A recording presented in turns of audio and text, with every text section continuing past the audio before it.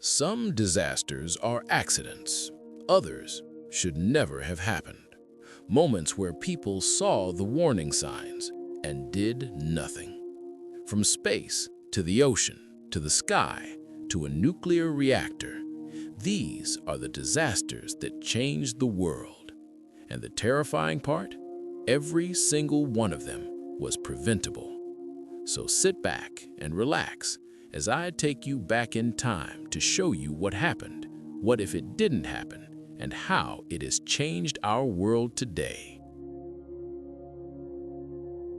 7 astronauts went to space on January 16, 2003. NASA had footage of their shuttle being damaged before they left the atmosphere. Nobody told the crew. Columbia had flown 27 missions. Proven. Reliable.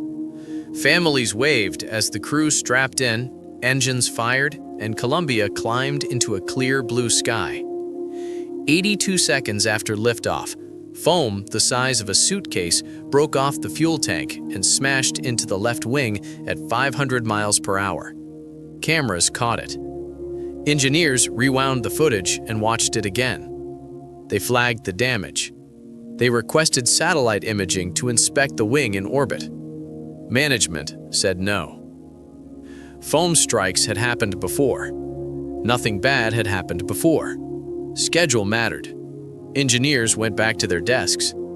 And 200 miles above Earth, the crew floated through their routines, running experiments, eating meals, filming mission logs, unaware their shuttle had a hole in its wing. 16 days later, Columbia hit the atmosphere. Temperatures inside the damaged wing reached 1,500 degrees. Sensors failed one by one. The crew had 40 seconds before it was over.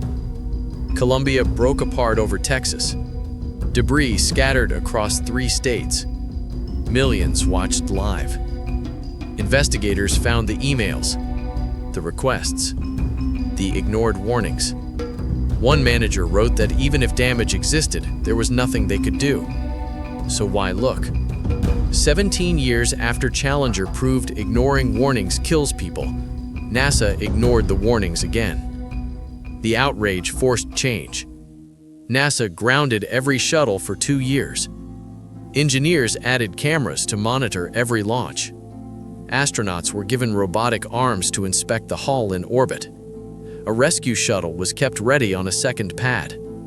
And the boardroom table where managers overruled engineers was replaced with a round one, so no one sat at the head, and no one could be silenced. Every crewed mission today follows rules written in Columbia's wreckage. But what if one manager said yes? Engineers calculated a rescue was possible. Atlantis was nearby and could have launched within 2 weeks. The crew spacewalks across one by one. 7 families don't get the knock on the door. But without that disaster, none of those rules exist. No rescue shuttle, no inspection arm. The next crew wouldn't know either. Every launch that goes perfectly today exists because 7 people didn't come home. Disasters like this don't happen instantly. They start with small decisions, choices that seem harmless until they aren't. And decades earlier, one decision on a ship would cost even more lives. There were over 2,200 people on the Titanic, but lifeboats for less than half of them. And the worst part? They knew. When the Titanic set sail in 1912, it was called unsinkable, the largest, most luxurious ship ever built, a floating symbol of wealth, power, and human progress. First-class passengers paid thousands for a single ticket. They expected the best of everything, but hidden behind the luxury was a decision that would cost over 1,500 lives. At the time, lifeboat laws were outdated, completely outdated. They were based on ship size from decades earlier, not the number of people on board. So even though the Titanic was the largest ship ever built, carrying over 2,000 passengers and crew, it only carried 20 lifeboats. That was enough for around 1,100 people, less than half. The math was simple and deadly. And it wasn't a mistake. The ship could have carried more. There was space on the deck. The technology existed, but extra lifeboats were seen as unnecessary. After all, the ship was unsinkable. And worse, they cluttered the decks and ruined the luxury experience for first-class passengers. So they chose appearance over safety, profits over people. When the Titanic hit the iceberg, panic spread fast. Passengers rushed to the deck. They saw the lifeboats. Relief flooded through them. Except they weren't saved. The crew started loading boats, but there weren't enough, not even close. Some lifeboats launched half empty because crew didn't believe the ship would actually sink. Officers assured everyone that rescue ships were coming. Just wait on deck. They were wrong. By the time they realized their mistake, most lifeboats were gone. The result was chaos, fear, and over 1,500 deaths in freezing water. But this disaster changed everything. The world was horrified. The outrage was immediate.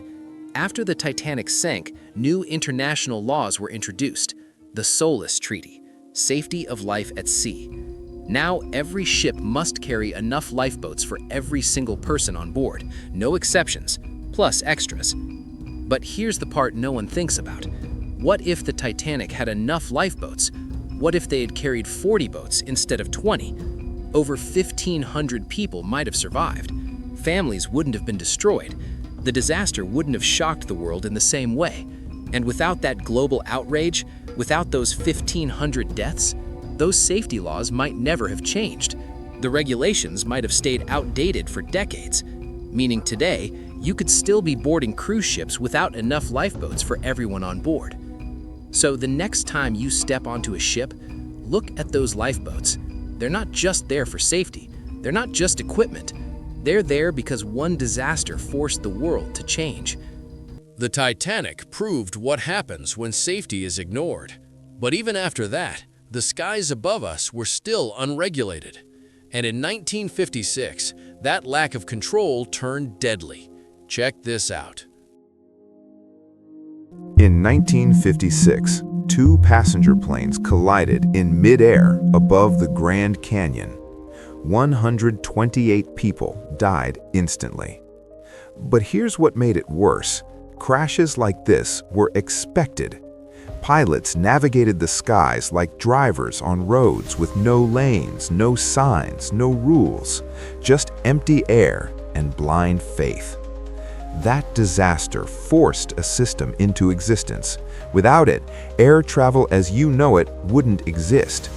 Today, over 100,000 flights crisscross the sky above you every single day. Planes pass within miles of each other at 500 miles per hour constantly. Yet you board without fear. That's not luck. That's air traffic control, an invisible network tracking every plane every second. But it only exists because enough people died to force someone to build it. June 30th, 1956, a bright, clear morning. Union Airlines Flight 718 climbs over Arizona, 70 passengers heading to Chicago. TWA Flight 2 departs Los Angeles, 58 aboard, bound for Kansas City. Both captains radio for permission to fly higher. Passengers want a better view of the Grand Canyon. Both are cleared. Neither knows the other is there. Back then, radar couldn't see them. No one was watching, no one coordinating. The pilots were responsible for spotting each other in an endless sky. At 10:31 a.m., the Union DC-7's tail struck the TWA Constellation's left wing. Metal tore, engines failed. Both planes spiraled into the canyon. Wreckage scattered across miles of remote rock. Recovery took weeks. 128 families destroyed. Congress acted fast. Within 2 years, the Federal Aviation Agency was born. Radar expanded nationwide. Air traffic controllers became the invisible choreographers of the sky. Now, imagine they didn't. You're at 35,000 feet right now. The pilot announces your altitude. What he doesn't mention, 11 other jets within 10 miles. No one's watching them. no central control coordinating paths. Pilots rely on radio calls, hoping everyone reported their position, hoping no one made a mistake. You glance out the window, a plane passes, close enough to see the windows. Was that safe? Neither pilot knows for sure. Collisions happen monthly. Delta 451 and cargo jet collide over Atlanta, 143 dead. Your phone buzzes, flight delayed 48 hours, airspace too crowded to risk departure. Tickets cost triple, insurance skyrockets, only the desperate or wealthy fly. You drive cross-country instead, 12 hours becomes 3 days. Air traffic control is invisible until it's gone. Then every flight becomes a bet you might not win. Every system you rely on was built this way. Tragedy, casualties, then the fix. By now, the pattern is clear. Warnings ignored, systems missing, and change only after people die. But nowhere was that more devastating than Chernobyl. April 26, 1986, engineers ran a safety test on a nuclear reactor. The test was designed to prevent disasters. It caused the worst nuclear accident in history. And the best part? They knew it was going badly. They kept going anyway. Chernobyl was the pride of Soviet engineering. 4 reactors, cutting-edge technology, absolutely safe. Except the reactor had a design flaw. Under certain conditions, it became unstable. The solution? Don't create those conditions. Genius. Engineers needed to test emergency systems. They had to reduce reactor power, way down, which created the unstable conditions. Warnings appeared. They had 2 choices: stop or keep going and hope. They chose hope. And here's the fun part.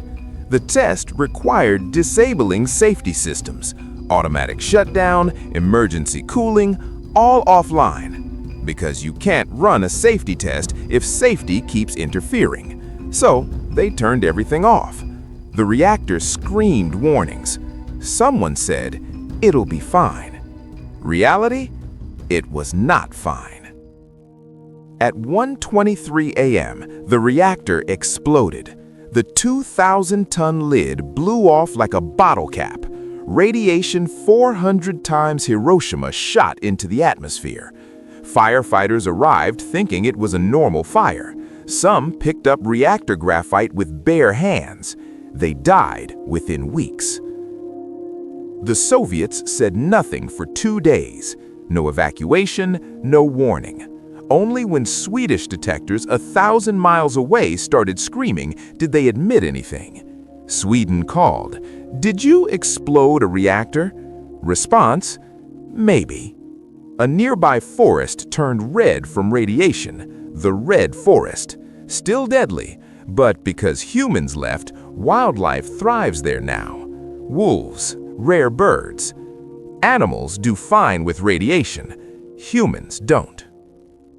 After Chernobyl, nuclear safety changed worldwide. Modern plants have automated fail-safes that can't be disabled. But what if the wind blew differently? It went northwest over empty land. South would have hit Kiev, 3 million people. Containment crews stopped 3 more reactors from exploding. Some died doing it. They went anyway.